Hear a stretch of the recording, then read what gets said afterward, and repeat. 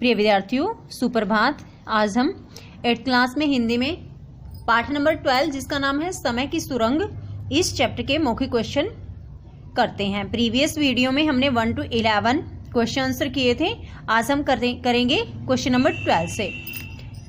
Question number 12 देखिए, torch के प्रकाश में कालयात्री ने क्या देखा। यानी कि जैसे कि हमने चैप्टर में पढ़ा था बेटे कि जो कालयात्री था वह एक बार खंडहर में सोया हुआ था, तो उसके साथ क्या हुआ था कि उसको टॉर्च जलानी पड़ी। यानी कि एक जीव ने उसको स्पर्श किया, छूकर देखा, तो जो कालयात्री वह डर जाता है, तो वह टॉर्च जलाता है। तो वही क्वेश्चन है ये कि टॉर्च के प्रकाश में कालयात्री ने क्या देखा।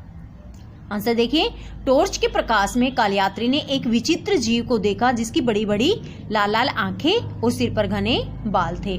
तो जो जीव देखा टॉर्च के प्रकाश में कालयात्री ने, उसकी बड़ी बड़ी और लाल लाल आंखें थी और सिर पर घने बाल थे। नेक्स्ट क्वेश्चन नंबर 13, कालयात्री ने धरती के नीचे रहने वाले लोगों का क्या नाम रखा। यानी कि जैसे चैप्टर में हमने पढ़ा था कि कालयात्री ने देखा कि आने वाले समय में दो तरह के लोग होंगे, एक वो जो धरती पर प्रकाश में रहेंगे और एक वो जो धरती के नीचे अंधेरे में रहेंगे। तो जो लोग धरती के नीचे अंधेरे में रहेंगे उन लोगों का कालयात्री ने क्या नाम रखा। आंसर देखिए, कालयात्री ने धरती के नीचे रहने वाले लोगों का नाम मारलोक रखा। यानी कि जो लोग धरती के नीचे रहेंगे ना, उनका नाम क्या रखा गया, मारलोक। क्वेश्चन नंबर 14, माचिस की तीली बुझते ही कालयात्री पर कौन टूट पड़े। यानी कि जैसे वह कुएं में गया था ना माचिस की तीली जलाकर, और कुएं में कौन से लोग रह रहे थे, जैसे हमने पढ़ा ना मारलोक, यानी जो अंधेरे में रहते थे, प्रकाश से डरते थे। तो कालयात्री जब कुएं में गया ना तो उसने तीली जला ली थी माचिस की, ताकि प्रकाश हो सके और उससे डर सके। तो लेकिन जब वह माचिस की तीली बुझ गई तो कालयात्री पर कौन टूट पड़े, माचिस की तिल्ली बुझते ही कालयात्री पर मारलोक टूट पड़े। मारलोक यानी कि जो धरती के नीचे अंधेरे में रहते थे। नेक्स्ट क्वेश्चन नंबर 15, नीली इमारत क्या थी। नीली इमारत एक पुरातत्व संग्रहालय की थी। तो पुरातत्व संग्रहालय होता है बेटे जो म्यूजियम होते हैं जिसमें पुरानी चीजें रखी होती है ना, बहुत पुरानी। तो वहां एक नीली इमारत थी, उसी जमीन पर जहां कालयात्री कालयंत्र में बैठकर गया था, वहां एक नीली इमारत थी और वह क्या थी, एक पुरातत्व संग्रहालय यानी कि एक म्यूजियम। नेक्स्ट क्वेश्चन नंबर 16, कालयंत्र कहाँ छिपा कर रखा गया था। कालयंत्र पंखदार मूर्ति के नीचे बने चबूतरे के अंदर छिपा कर रखा गया था। क्यों, कैसे पता लगा ये, जब कालयात्री वापस आता ना उस अट्टालिका से, तो उसने उस कालयंत्र की लकीरें देखी थी। यानी जैसे किसी चीज को हम खींच कर ले जाते हैं ना और उसकी लकीरें बन जाती हैं, तो कालयंत्र की लकीरें थी। और उसी समय से कालयात्री को डाउट हो चुका था कि जो उसका कालयंत्र है वह पंखदार मूर्ति के नीचे बने चबूतरे में छिपा कर रखा गया है। वीणा बेहोश क्यों हो गई। वीणा मारलोक लोगों को देखकर बेहोश हो गई। यानी कि वह गई थी ना कालयात्री के साथ कुएं में, तो जैसे ही उसने मारलोक लोगों को देखा ना तो वह बेहोश हो जाती है। फिर कालयात्री क्या करता है, उसको पीठ पर उठाकर ले जाता है। फिर वह उन मारलोक लोगों से लड़ता है ना, तो वह गुम भी हो जाती है, बाद में मिलती है वो।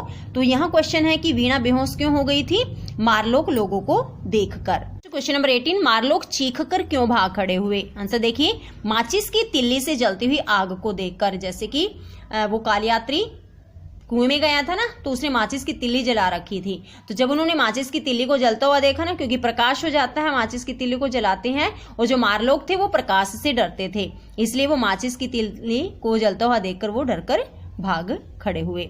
मारलोक ने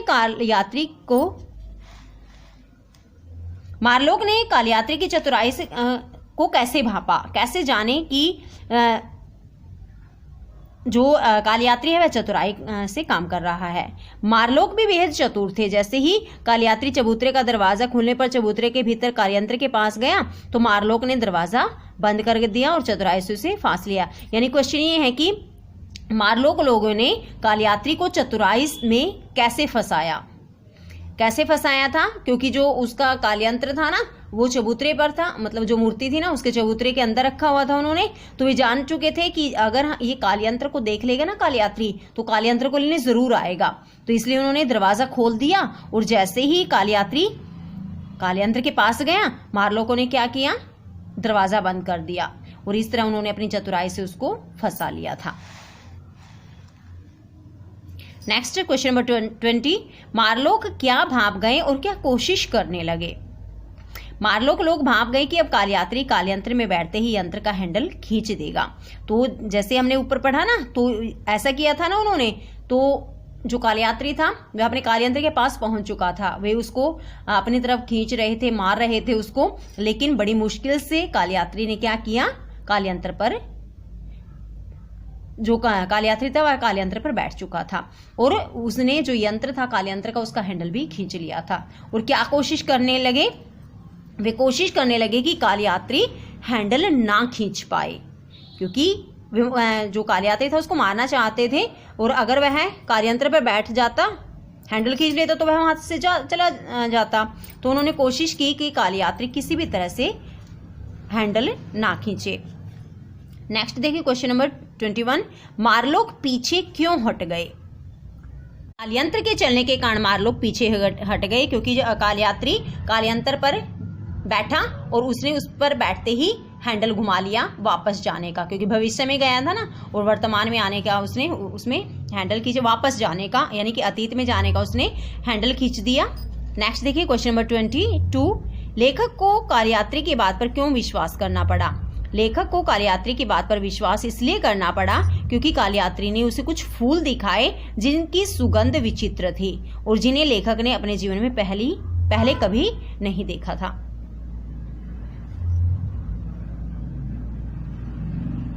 तो जो कालयात्री था, जब वो काल की यात्रा करके वापस आता है ना, तो लेखक को उसकी बात पर विश्वास क्यों करना पड़ा, क्योंकि उन्होंने ना कुछ फूल दिखाए थे और ऐसे फूल थे जिनको पहली बार देखा था उन्होंने, और उन फूलों की खुशबू भी ना काफी विचित्र थी, अद्भुत थी, अनोखी थी।